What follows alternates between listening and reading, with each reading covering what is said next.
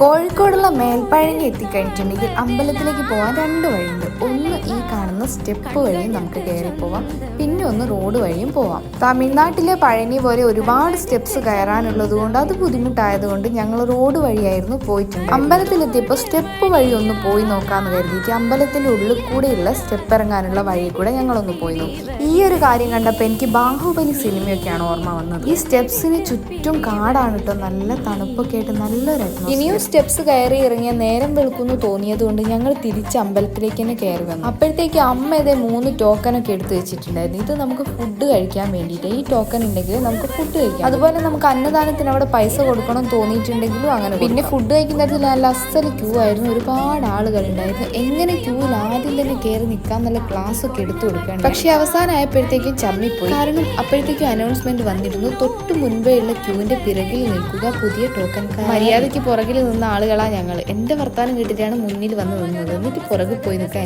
ഫുഡൊക്കെ കഴിച്ചു കഴിഞ്ഞാൽ ഞങ്ങൾ അമ്പലത്തിന്റെ അടുത്ത് വന്ന് കുറച്ച് ഫോട്ടോസും വീഡിയോസും ഒക്കെ എടുത്തു. പിന്നെ അവിടെയുള്ള ക്യാൻഡി കയറിയിട്ട് കുറച്ച് സ്വീറ്റ്സും കാര്യങ്ങളും. അതിന്റെ ഇടയ്ക്ക് ചാച്ചുണ്ട് ചോദിക്കുന്നു, സ്വീറ്റ്സ് ഒന്നും വേണ്ടേ മോളൂസേന്ന്. ഞാനാണെങ്കിൽ അതിന്റെ മുന്നേ 2 കയ്യിലും വാങ്ങി പിടിച്ച് വെച്ചിട്ട് അങ്ങനെ ടെമ്പിൾ വിസിറ്റ് ഒക്കെ കഴിഞ്ഞ് തിരിച്ചു പോരാൻ നേരം അമ്മയ്ക്ക് ബാത്റൂമിൽ പോകണമെന്ന്. ബാത്റൂം ഏരിയയിൽ പോയപ്പോൾ ഞാൻ ശരിക്കും ഞെട്ടി. എന്റെ ജീവിതത്തിൽ ആദ്യമായിട്ടാണ് ഇത്രയും പ്രകൃതി മനോഹരമായ ഒരു സ്ഥലത്ത് ഇത്രയും അടിപൊളിയായിട്ടുള്ള ഒരു ബാത്റൂം ഞാൻ കാണുന്നത്. എന്തായാലും കൊള്ളാം, നല്ലതാ.